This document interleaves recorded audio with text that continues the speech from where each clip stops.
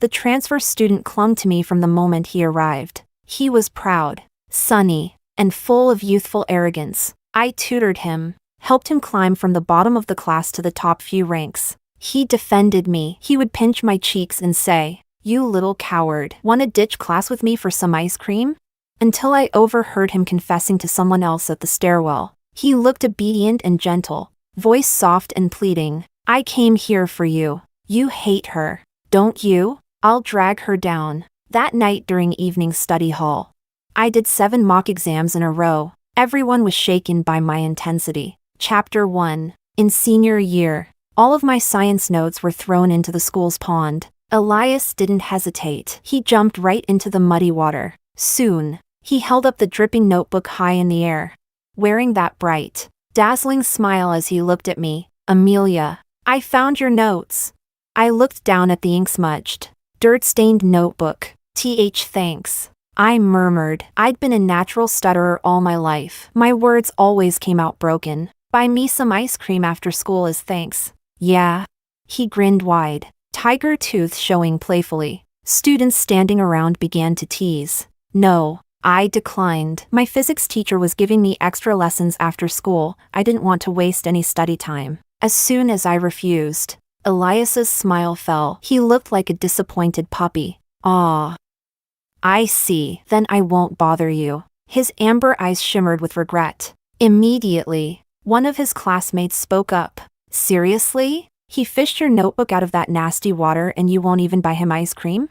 I looked at Elias, standing tall in front of me, still smiling and joking with the others. "Don't say that about Amelia, she's busy," he said gently. If I hadn't known Elias's true nature, I really might have believed he was my savior, my knight in shining armor. I still remembered what I saw yesterday. At the stairwell corner, he was kneeling, tying a girl's shoelaces. The sunlight gilded his face in golden light. He, usually so proud, now looked soft and careful. I stood against the wall, covering my mouth, and I heard him clearly. "You really hate Amelia, don't you? Just wait. I'll make her grades drop. Don't worry, I'd never fall for her. I came for you, Camila." Chapter 2. Before I met Elias, I don't think anyone really noticed me. Ever since my mother remarried, she seemed like a different person. It was as if she stopped being my mom and became the mom of the daughter my stepfather brought with him. At the dinner table, she'd go on and on praising Camila. "Camila, eat more. These chicken wings are your favorite." She picked out all the wings from the dish and gave them to my so-called sister. Camila glanced at me coldly, her tone indifferent. "No thanks, I'm on a diet." I looked up at my mother. Her smile looked awkward. Right. You're so beautiful, Camila. You don't want to gain weight." Then my mother noticed me watching her. Her face flushed red, and she snapped at me angrily. "Camila's not like you. Always stuffing your face like a pig."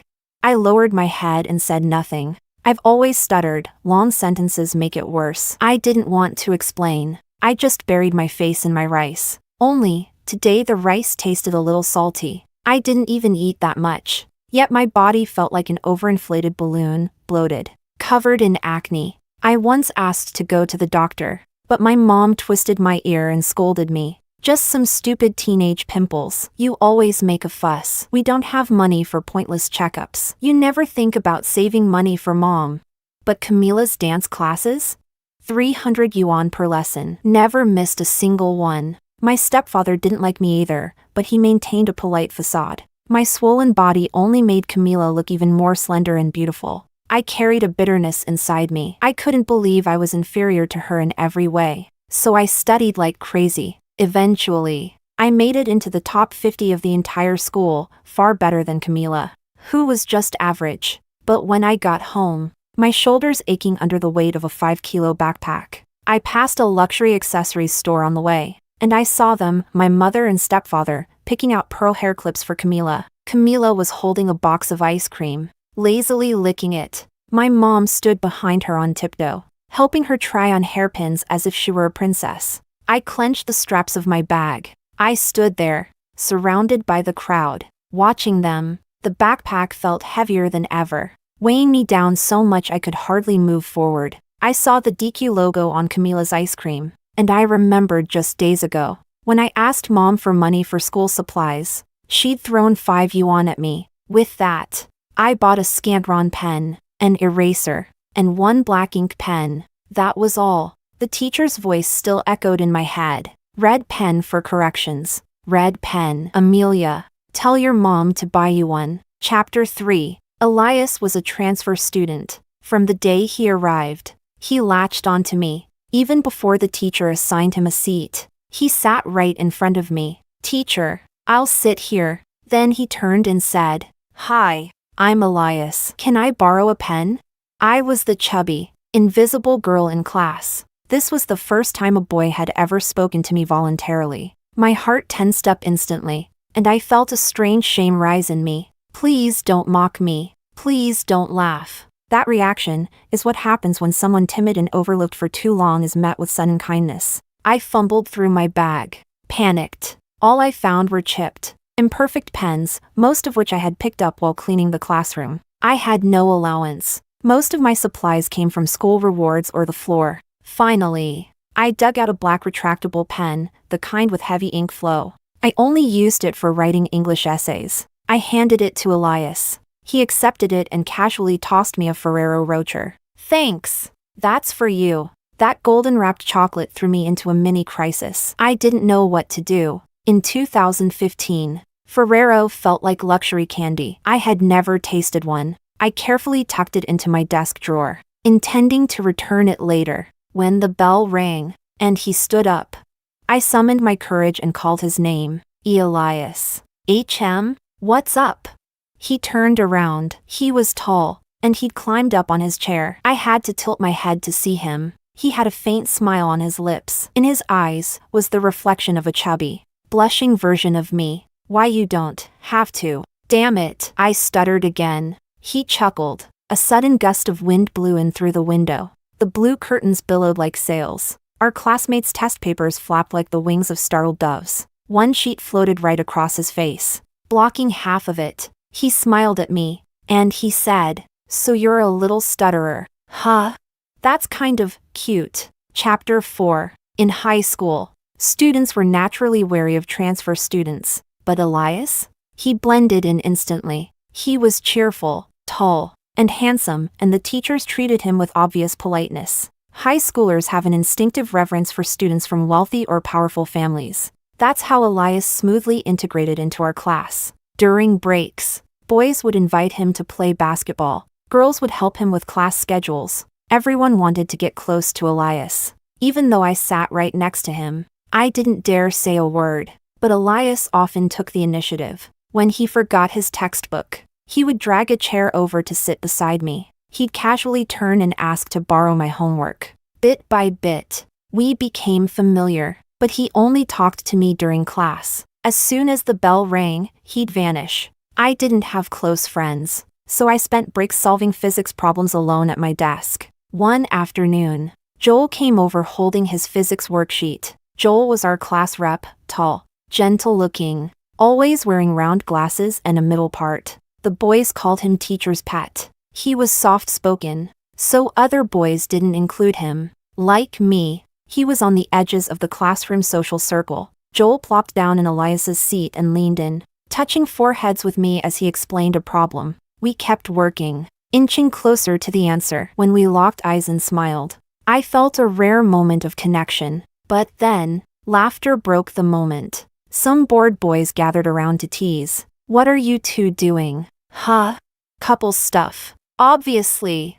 The moment those words left their mouth, Joel jumped up like a cat whose tail got stepped on. He shoved the worksheet off our desk. It tore in two, the paper ripping with a loud shrip. Joel's face turned beet red, but I knew it wasn't embarrassment. It was shame. Shame for being teased as a couple with the fat girl. We didn't even solve the problem. Joel stood up and shouted, What are you talking about? I'd never like Amelia.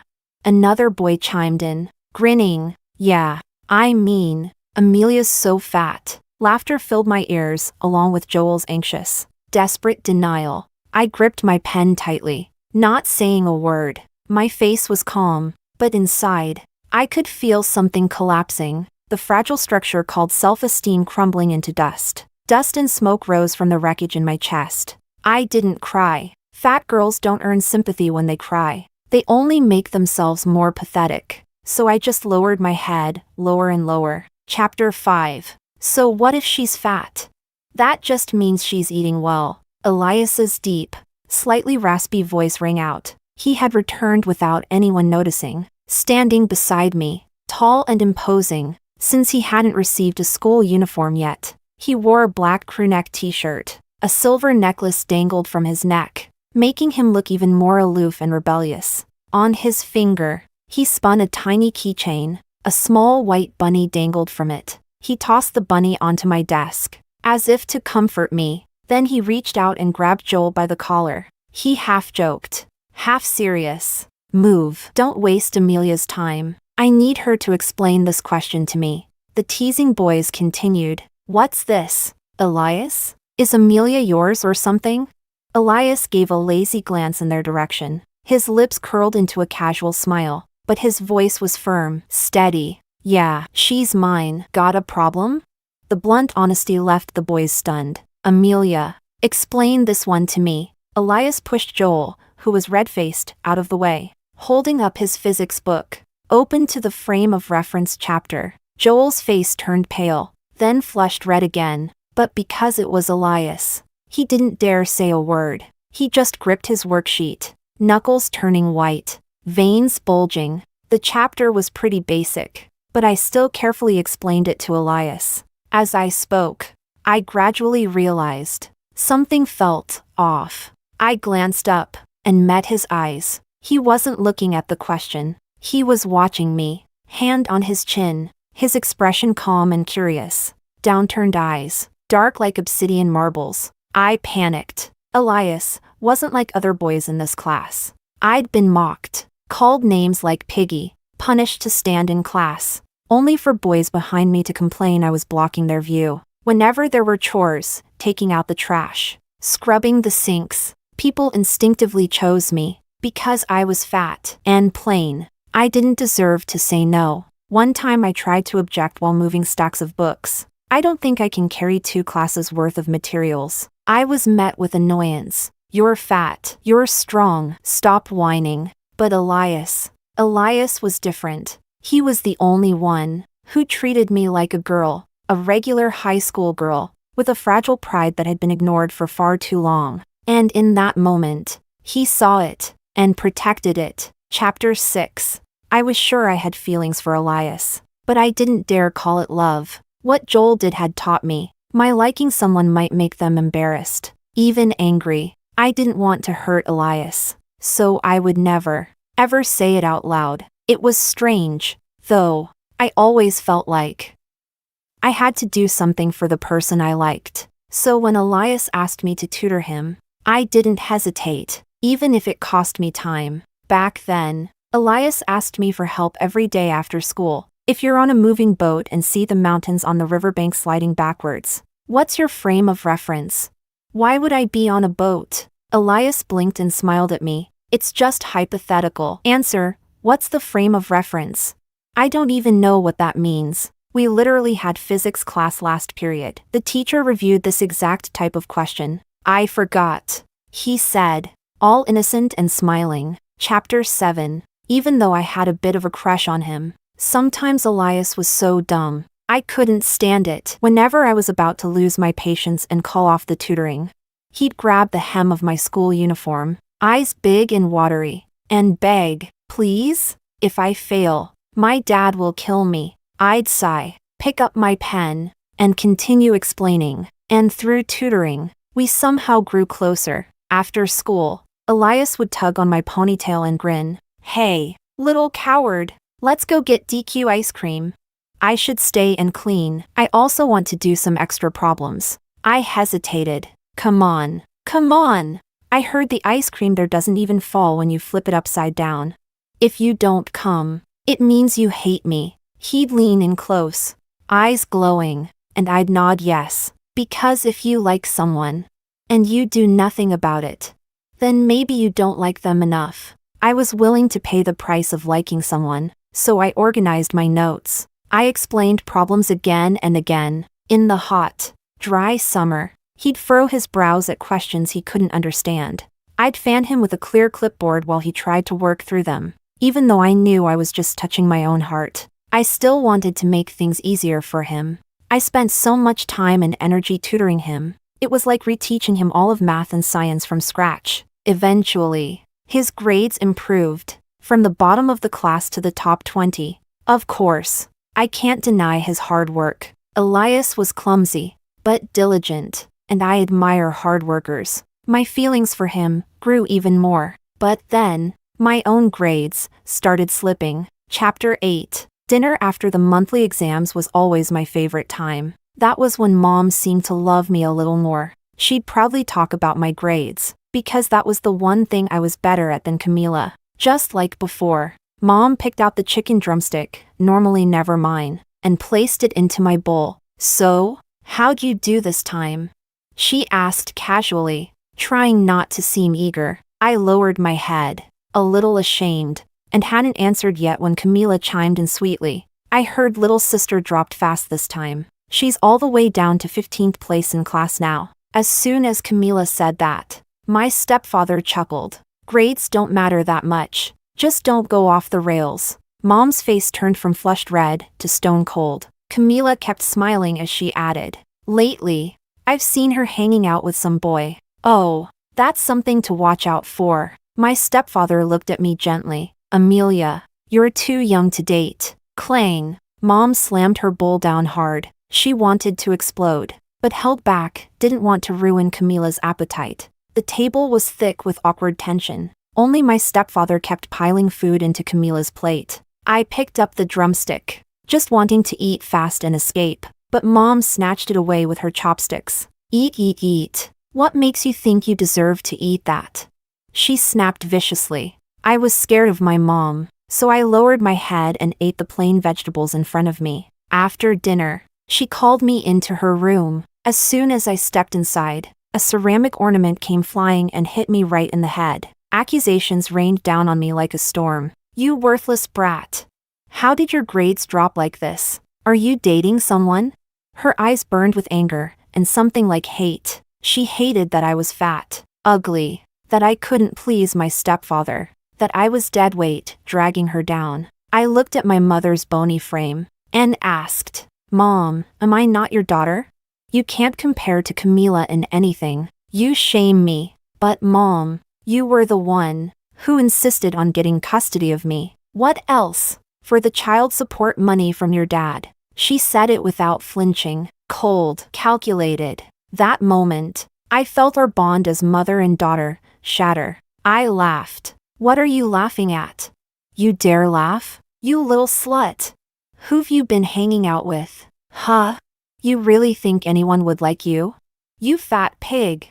My laugh had enraged her. The woman in front of me, before the divorce, she clung to my biological father, gambling, eating, drinking. After the divorce, she never got a job, still gambling, still drinking. Only difference?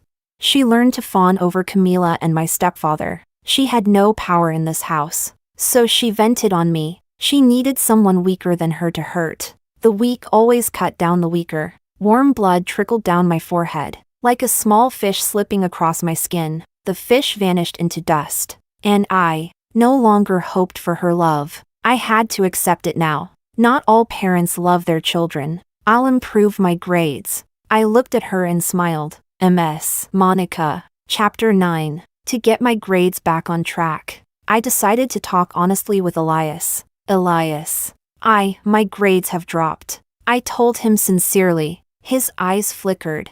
A brief shadow passed over his face, but it disappeared almost instantly. He still wore that lazy, carefree smile. "Oh, come on. It's fine. So you got 50 points lower than last time. Probably just a bad test day. You'll catch up next time." But that wasn't it. I was sure it wasn't just a bad day. It was because I'd been studying less. All those DQ runs, late-night tutoring sessions, shooting pool, explaining easy questions anyone could do. They had eaten up so much of my time. And now, I had already gone through all the topics with him. I figured, I had done more than enough to express my affection. If liking someone started to disrupt my life, then I needed to cut my losses. I shook my head and said, I don't want to tutor you anymore. I saw it. His gaze darkened instantly, like the sky suddenly swallowed by storm clouds. Then he exploded. He slammed the desk in front of me hard. You promised me. You said you would. And now you're backing out. I can't believe you're blaming me for your bad grades. That's seriously messed up. Some friend you are. I totally misjudged you. The more he spoke, the more aggrieved he sounded. Then he straightened up and stormed out of the room. I stood there, blinking. What?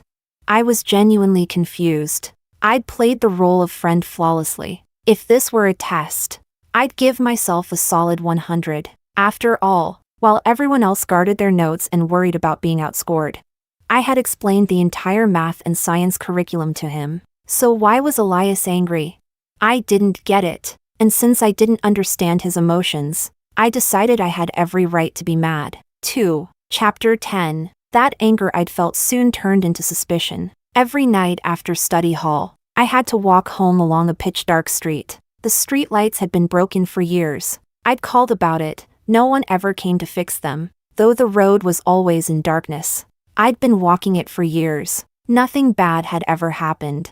I'd told my parents I felt unsafe, that I was scared, but all I got in return was my mom's laughter. With how you look, you're plenty safe. What are you scared of? My stepdad glanced at Camila, graceful as always, then said, Camila, want me to start picking you up? I could grab your sister too. Camila pouted. If you do that, I won't want to stay for study hall anymore. And just like that, Camila never went to night study again. No one ever came for me, so I just kept walking that dark street alone, gripping the straps of my backpack. It had always been fine, but tonight, someone blocked my path. A boy around my age, not wearing a uniform, but carrying a school bag. I made a snap judgment, some delinquent from a nearby school, tall and skinny, buzz cut. He yanked my collar. Spare some cash, will ya? I have money. I have money, I blurted. I quickly pulled out my only 5 yuan, wrinkled and worn. I held it out like a humble offering. Buzz-cut boy stared at the crumpled bill in my palm. Suddenly he snapped. You messing with me? What the hell can I do with 5? That's all I have. I tried to explain, to seem more sincere. I looked him straight in the eyes, tried to appear extra honest and pitiful. Fat bitch. He grabbed the bill and kicked me hard. It didn't hurt that much, but my bag was heavy, and I lost balance, fell flat onto the ground. I looked at the circle of delinquents surrounding me. How do I get out of this? Would they beat me? A beating was one thing, but if they injured me, I couldn't go to school. I debated whether I should drop to my knees and beg. And then, a tall figure stepped into view. He sliced through the dark like a blade. Sharp, blazing, head raised, eyes flickering like firelight in fog. Amelia. She's under my protection, got it? His chin lifted, drawing a smooth arc in the air. Did he just say that? How dramatic, so cringe. He sounded like he walked out of a teen manga. I was already preparing to get beaten together with him. Elias probably had money. Maybe I could talk him into paying them off. But to my surprise, Buzz-cut guy's face changed. He looked afraid. Under my confused gaze, he muttered, You too, just wait. And then turned tail and ran, his buddies scrambling after him. My suspicion only deepened. Sure, Elias was popular, but could he really scare off a whole group by himself? I shoved my doubts down, looked up. Elias wore that familiar bright smile, his little tiger teeth poking out, eyes sparkling like always. Amelia, they didn't hurt you, did they? I shook my head and slowly got up. He didn't help me, just looked down at me and asked, So, I saved you. How are you gonna repay your big bro? Then he grinned, lips curving up, and said, word by word, keep tutoring me, deal? Chapter 11. Of course, I didn't agree. Right now, my only focus was raising my grades. I started reviewing the whole relationship I had with Elias. He was the one who came to me first. asked me to tutor him, and if during tutoring I accidentally touched his hand, he'd immediately pull away, awkward and stiff. Every time I wanted to go to night study, he'd come up with some excuse to stop me: cleaning duty, computer lab maintenance, all sorts of ways to keep me from class. The more I thought about it, the more suspicious I became. I started to suspect Elias was actually sent by Joel to drag my grades down. After all, Elias was a transfer student. We had zero connection before, and Joel had always been stuck one spot behind me in the rankings. I still remembered how eager he always seemed to surpass me. The second person I suspected was Camila. At first I didn't really suspect her. She was better than me at everything. But after going through everything again, I noticed something. Camila had seemed really happy when my grades dropped. So I came up with a plan to test them. 2 bait lines, 2 targets. For Camila, I casually mentioned, "My birthday's coming up. Too bad I don't really have any close friends. I'd really love to get a nice pencil case." For Joel, I said, "My birthday's soon. Too bad I don't have any good friends. I'd love to get a set of 5 years of Gaokao, 3 years of mock exams." Then I watched them closely. Every day, I observed Joel. We accidentally locked eyes several times. His guilty, dodgy look made me even more alert. Until one day, after school, Joel finally stopped me. The boy, tall and thin, face still delicate, lowered his head slightly, cheeks red like dusk. "Amelia, I'm not planning to date in high school." Huh? Seeing my confused face, he pushed up his glasses and said, "You keep looking at me. Don't you like me?" "No, you misunderstood." I still remembered how violently he had rejected me last time, just from other people teasing him. His logic didn't make sense. No wonder he couldn't beat me in tests. I turned to leave, but Joel seemed to come to a decision. He rushed up and grabbed my wrist. Only then did I notice, he wasn't wearing glasses today. Without them, he looked delicate, soft like a young tree. His eyes held a misty glaze. His pale face was now flushed, like a burning rose. "Amelia, you're a really good person. A really amazing person. Actually, I do like you. You said your birthday was coming up, right? I got you a gift: 5 years of Gaokao, 3 years of mock exams." As he spoke, he opened his 5-kilo school bag and pulled out a huge practice book set. To be honest, I didn't have the best impression of Joel, but being praised so sincerely felt really nice. And he gave me a gift. At that moment, I completely ruled him out as a suspect. But just to be safe, I'd rather betray the world than let the world betray me. "Joel, if you're trying to date me, I'll have to report you to the teacher." Joel's blushing face instantly turned pale. He looked at me like I'd broken his heart. "But," I added, "your Chinese is good. If you're willing to tutor me in that, I won't tell." I crossed my arms. "And in return, I'll help you with physics. But only occasionally. You cannot take up too much of my time." I was weak in a few subjects. To claw my way back into the top rankings, I had to focus hard. Joel agreed. Chapter 12. But Elias stopped me. He pulled out a beautifully wrapped pencil case. Inside was a full set of gel pens and colorful highlighters. He grinned at me, eyes curved like crescent moons. "Your birthday gift. Do you like it?" I smiled slightly, my voice clear and bright. "I do." "Gotcha. The bad guy has been caught." I didn't know how Camila knew Elias, but that no longer mattered. Stay away from people who mess up your life. I took the initiative and asked the teacher to change my seat. Now I sat next to Joel. Finally, I was away from Elias, and could study in peace. Elias seemed a little confused by my sudden distance. After class, he came over to my new seat, like he was joking. "Hey, little coward, can you even see the board from here? Want me to talk to the teacher for you?" He knew he was a campus celebrity. Whenever he talked to me, others would laugh or whisper behind our backs. I frowned, and coldly said to the tall boy in front of me, "You're blocking my view of the board." His body froze. His pupils narrowed instantly. He licked his lips, like trying to swallow down some unknown emotion. Joel, sitting beside me, quickly pushed his math book in front of me. "Copy mine. I took full notes in class." Elias's gaze grew darker. He half joked, half serious. Didn't you say you hated Amelia? You overreacted so much last time. What? Suddenly realized how great she is? Joel adjusted his glasses, looked Elias in the eye, and replied steadily, I don't like being teased by others. But what's wrong with studying together?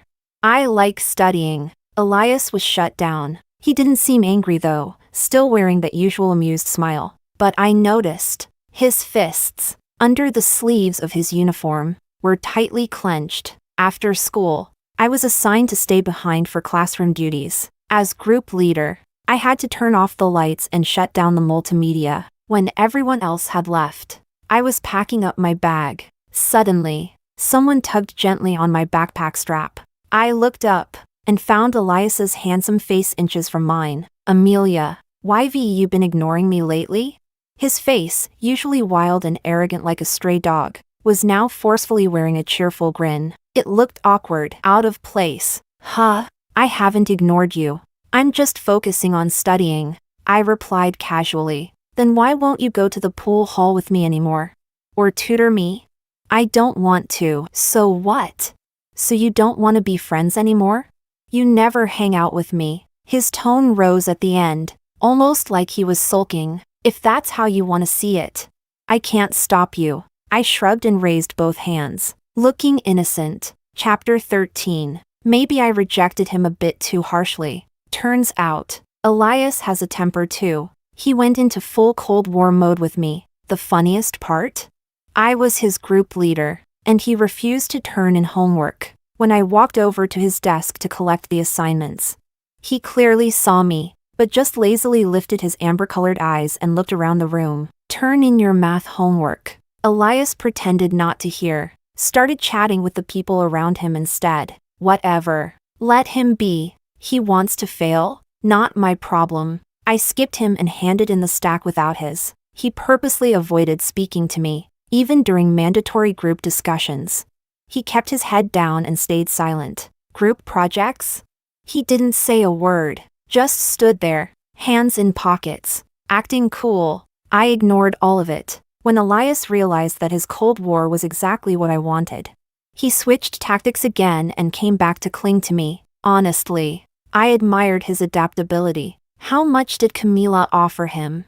And then one day, I found out, after school, I'd forgotten my water bottle and ran back to get it. On the stairwell landing, I finally got my answer. Camila was leaning against the railing, her dainty face lit with a casual smile. And Elias, that arrogant, untouchable boy, was kneeling at her feet, tying her shoelaces with devotion. The sunlight glazed her cheeks in a soft golden glow. She looked like Elias's goddess, and he, her most loyal worshipper. He lifted his head, voice gentle and trembling. Don't abandon me. I'll pull Amelia down. I'm here for you. I slapped a hand over my mouth, pressed my back tight against the wall. I didn't dare make a sound. Then I heard Camila's lazy, airy voice. For the physics Olympiad coming up, don't let her attend. I promise. Their voices faded down the hall. The sweat on my body had already dried in the breeze. My school uniform clung to my back, as if I had just finished some grueling race.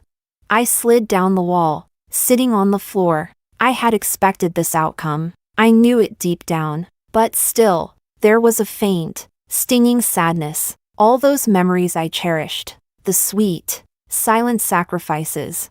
The moments I kept replaying in my heart like secret treasures. They were nothing but honey drape on the tail of a venomous snake. I looked up, eyes landing on the wide expanse of glowing clouds outside the window, shaped like orange peels, hazy and dazzling. A girl's dream doesn't need some prince falling from the sky. From now on, my dreams will be held tightly in the palm of my own hand. Chapter 14. After I realized Elias might sabotage my physics competition, I became even more vigilant. I even started carrying my water bottle with me at all times. But despite all my caution, the night before the physics Olympiad, after evening study, I was still ambushed in that dark alley. I looked up, staring straight into Elias's eyes. He had completely shed his cheerful facade. Gone was the sunny, boyish charm. What remained was arrogance and cold indifference in those inky black eyes. His uniform jacket was tied around his waist. Beneath the once neat school shirt, he wore a sleeveless black vest. His arms were lean and angular. He looked exactly like a thug. That goofy puppy grin? Nowhere to be seen. His expression looked cruel under the streetlight. Amelia, just be good, okay? Come with me, just one night. I promise nothing will happen. I have the physics competition tomorrow. I said each word slowly, looking him straight in the eye. I know, I don't want you to go. He flicked away his cigarette. His voice was cold and flat. This is important to me, Elias. Please, for the sake of everything I once did for you, let me go. I'll even give you all the prize money if I win. His fingers idly toyed with the silver skull pendant hanging from his neck. I kept watching his face. His eyes looked distant, conflicted. But then, as if making a decision, he grabbed my backpack strap. His voice dropped to a whisper. Just one night. Sorry, Amelia. You can still take the college entrance exam, even if you screw that up. I'll take responsibility. As he said that, he actually smiled, like a burden had been lifted. Then, his hands reached out to cut my face. That was the last straw. Who the hell wants your responsibility? Are you insane? Get away from me! Realizing he wouldn't back down, I lost it. Just as I raised my leg to kick him where it hurts, his gang closed in. A cloth covered my mouth and nose. My last conscious thought was the stinging scent of ether. Chapter 15, Elias's POV. I locked Amelia in my family's villa. It's comfortable here. There's a bed, air conditioning, a fridge stocked with drinks and fruit, a glass cabinet full of snacks, even shelves filled with the sci-fi novels she likes. There's even a switch. It's only for one day. She just needs to miss the Olympiad. This is the last thing I'll ever do for Camila. I met Camila in the heat of a middle school summer. Back then, I had decided to end my life. The reason was simple. Both my parents were cheating. I witnessed my father flirting with another woman, and my mother climbing into bed with another man. Yet at the dinner table, they still acted loving. Father even gave mother a goodnight kiss. And seeing her fake, bashful smile, I couldn't help but wonder, are people really this fake? This filthy? That summer, they were too busy with their lovers to notice me, so I started acting out, smoking, street racing, getting into fights, just to get their attention. I saw the disgust in my teacher's eyes. I heard the whispers. He's just rotten. If his family wasn't rich, he'd be in juvenile detention by now. But no one could touch me. I was underage, and my dad had connections. Just the same, no one cared, no matter what I did. They didn't look at me. That was when I made a lot of bad friends, and picked up all the wrong habits. I couldn't quit. When the cravings hit, I smashed every piece of glass in the house. That finally got their attention. And then, they gave up on me. They said it wasn't too late yet. So they ended their loveless business marriage. And then, they abandoned their troubled son. I was locked up in a facility, forced into treatment. I went through 18 rounds of electroshock therapy, in that elite hospital that charged 30,000 yen a month. Electroshock was considered the fastest and most effective method. The moment the current passed from my skull through my body, only one thought remained in my mind. I want to die. Just when I had decided to die, I met Camila. When she learned about my plan to end it all, she asked me a bizarre question. Do you have money? If you're going to die, and can't take it with you, can you donate it to me? I thought she was greedy as hell. I couldn't help but curse at her, but she didn't even get mad, like she was used to being cursed at. She said, well, if you die without spending all your money, it'd be such a waste. Oddly enough, her nonsense distracted me from the thought of slitting my wrists. We ended up chatting for a long time that day. She told me, I'm sneaking messages. My mom's super strict. And I replied, generous as hell. Then I'll donate you a phone first. Back then, Android didn't exist yet. Phones were just simple little flip phones. She loved it. Showed me how she decorated it with stickers of Ollie, that little red fox. She called herself Ollie. And me? Peach. Honestly, I didn't get it.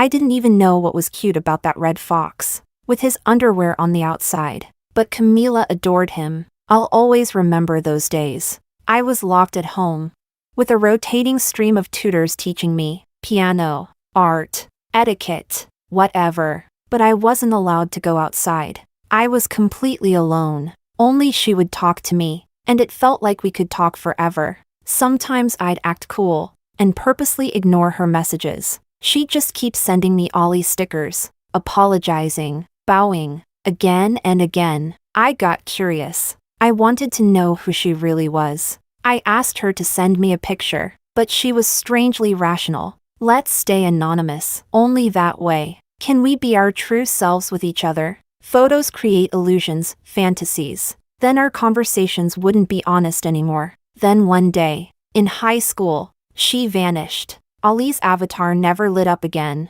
After rehab, I behaved well. I earned the right to go back to school. And I waited for her to come back. Waited and waited, until one day, her avatar blinked on again, and I couldn't hold back. I messaged her instantly. I can go outside now. Want that inheritance you always joked about? I've got money. What's your name? I even sent her the most handsome photo of myself. Just to please her. She paused. Then I saw it. The text appeared, black and clear on the screen. My name is Camila. Chapter 16. Camila told me she hated her stepsister, Amelia. She said Amelia was fat and ugly, but somehow still managed to outperform her academically. She didn't want to be beaten by someone like that. Camila tugged at my sleeve, her eyes soft and pleading. Can I ask you a favor?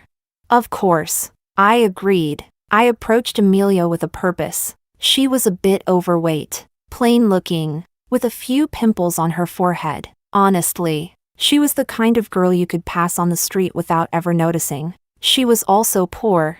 I'd observed her. She seemed to own only one jacket. Her school uniform. Her shoes were old and worn, the soles uneven between the left and right. I thought, someone like her could never compare to tall, beautiful Camila. So why was Camila even bothered by her?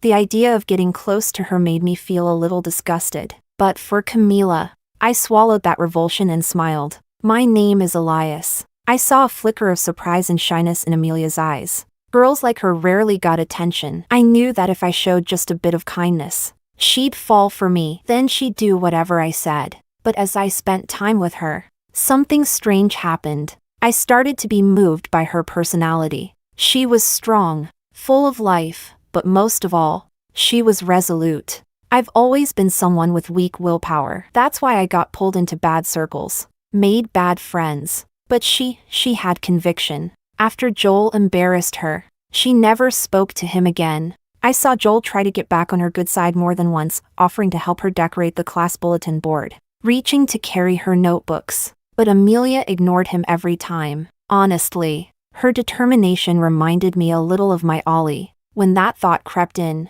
I immediately pushed it away. There's no way my Ollie would look like this, so ordinary, so chubby, like a walking tire. My Ollie had to be Camila. Back then, I still judged people by appearances, and that's why I lost the most precious thing. My plan was moving forward, but Amelia was slowly pulling away from me. That left me frustrated, disappointed, maybe even sad. But I didn't dare admit it. There's no way I was sad over someone who looked like a Michelin man. She was fat and plain. How could I possibly like her?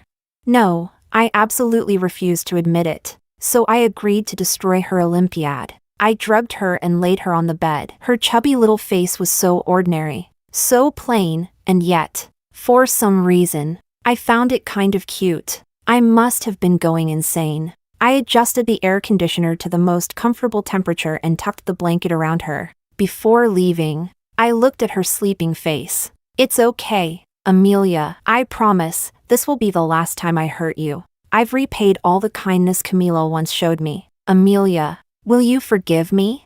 I know you're incredibly strong-willed, but I have a lifetime to earn your forgiveness. I'm not like that traitor Joel. Amelia, I couldn't resist. I turned back, bent down, and gently pinched her soft, round cheek. Forgive me. I have an entire lifetime to make it up to you. Chapter 17. I brought camellias, Ali's favorite flower, to Camila. She was in the middle of a dance performance, but in that sea of dancers, she wasn't special at all. She didn't even get center stage. She made a lot of mistakes. Her eyes kept darting around, avoiding the audience. It suddenly made me think of Amelia. Amelia wasn't dazzling. She didn't even know how to dance. During class activities, she always stood at the back. At the choir competition, she was the only girl standing among the boys. Yet she never seemed shy. She wasn't awkward or flustered. Her gaze was clear, her expression determined. She completed the performance seriously. When the dance was over, I walked up to Camila with a bouquet of camellias in hand. I'd hidden a bank card in the flowers, 100,000 yuan, all my savings. I wanted to thank her for everything she'd once done for me, but tell her I couldn't keep hurting Amelia. As I approached, Camila's brows furrowed sharply. Her beautiful almond-shaped eyes flashed with disgust as she took several steps back. Voice laced with irritation. I'm allergic to flowers. For a second, I didn't react. I asked instinctively, didn't you say camellias were your favorite? The moment those words left my mouth, it was like an arrow shot straight into my heart. Like lying in an electric chair and feeling that first jolt, I began to tremble uncontrollably. The bouquet of camellias slipped from my hands and hit the floor. Suddenly, I remembered walking beside Amelia under the blooming camellia trees. She had said, I love camellias. And back then, I'd scoffed when one bright red flower had fallen perfectly to the ground. I didn't even bother to pick it up for her. I'd even thought to myself, do you even deserve to like flowers? You Michelin girl?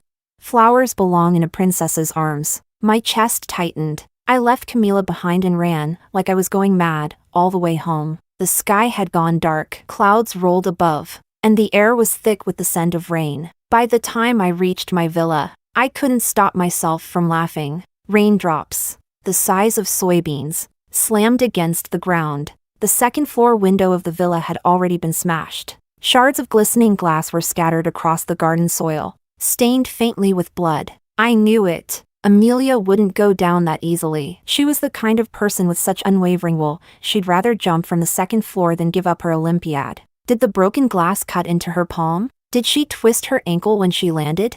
Did it hurt? Was she scared? What was she thinking in that moment she leapt out the window? Will she ever forgive me?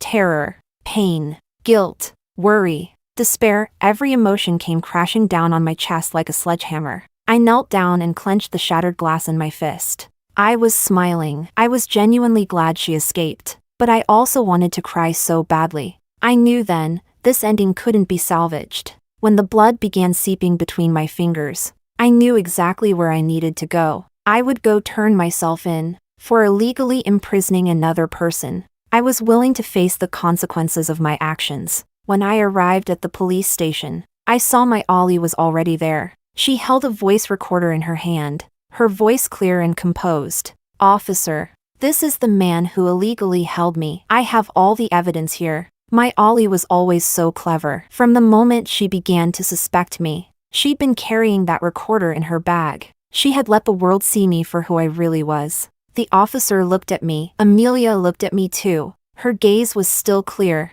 and I couldn't hold back my tears. I plead guilty. I heard my own voice crack with a sob. Forgive me, Ollie. Chapter 18 Amelia's POV. Elias didn't keep me locked up for more than 24 hours. So technically, he didn't commit a criminal offense. Of course, he didn't get off easy either. He spent 3 months in detention and then transferred to another school. From then on, his reputation took a nosedive. People said he was dangerous. But after what happened, many started sympathizing with me. Camila, on the other hand, was met with growing indifference and distance. I started making new friends. Before Elias transferred, he came to see me once. He placed a camellia flower in front of me, along with the pen I had lent him at the very beginning. The boy hung his head low, his voice hoarse. Don't we have even one good memory? Can't you forgive me, just once? I shook my head. Elias gave a bitter smile. I looked up the meaning of camellias. How could you treat my love so lightly? Isn't that why you liked the flower? You're proud and resilient like a camellia. The moment I disrespected what you loved, you gave up on me. No, I corrected him. I liked camellias because they're also called beheading flowers. They reminded me of Louis XVI. I thought that was funny. Elias froze. His expression looked genuinely hurt. I told him honestly, yes, I used to like you. You were handsome and kind to me. I invested my time and feelings in you. That was my sunk cost. But moving forward, I don't want any ties with you. Even a dog knows to stop eating when it's been beaten. And I'm a human. I turned and walked away. Besides, if it was really a case of mistaken identity, couldn't Elias tell how different Camila and I are in personality?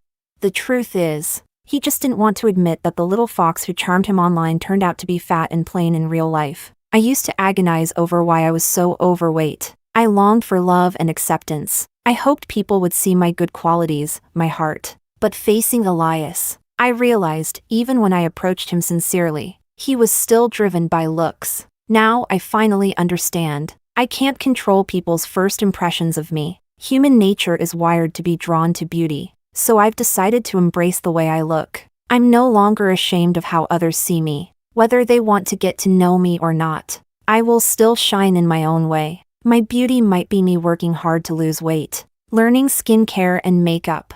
Or it might be me studying confidently, living with optimism, and embracing knowledge. Missing one competition won't change my fate. The past won't dictate my future. I joined the top-tier university prep program. Later, I was accepted early into a prestigious military tech university. From then on, I never saw or contacted Elias again. Extra chapter. Elias met Amelia again at an important conference. Amelia, now in her 40s, still had a slightly plump figure. What hadn't changed was her warm, smiling face, kind and gentle as ever. Elias had taken over the family business, manufacturing mechanical parts. That's how he got an invitation to this event, seated in the farthest corner of the room. Amelia, on the other hand, was standing confidently on stage. Beside her was a man in his 20s. He was tall, strong, dressed in a simple suit, his brows sharp and his eyes full of defiance.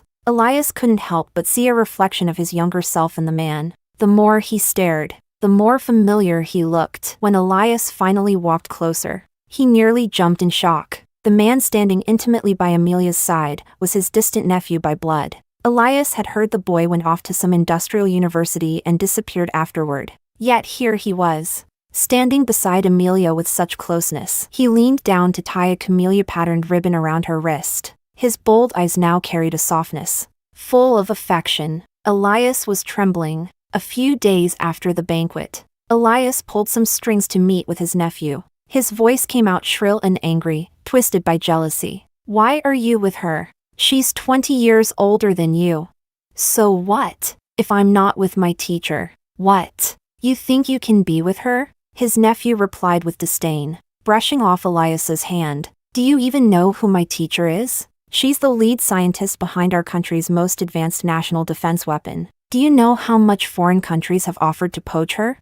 There were armed guards stationed outside for her today. My teacher is a woman of charisma and wisdom. His nephew spoke with a light, tipsy look in his eyes, gently drunk on love. Elias knew that look too well. He could feel his blood boiling. His nephew genuinely liked Amelia. I was chosen through an elite selection program to become her partner. And honestly, I should thank you, Uncle. She seems to have a soft spot for your type. Then, Elias faltered, his voice filled with fragile hope. Does she still think of me? Does she remember anything about us? Could I still stand beside her? His nephew gave him a strange look, then smirked with a mocking tone. Uncle, you've got crow's feet exploding from the corners of your eyes when you smile. Elias couldn't even remember how he managed to stumble out of his nephew's house. He went and bought all kinds of skincare products and supplements, even considered getting facial fillers. But none of it could fill the emptiness in his heart. He was sinking into appearance anxiety. If I weren't this old, would I have had a chance to be chosen too? Elias stared at himself in the mirror. He touched the corners of his eyes and felt the dampness on his fingertips. Judging by appearance leads only to loss.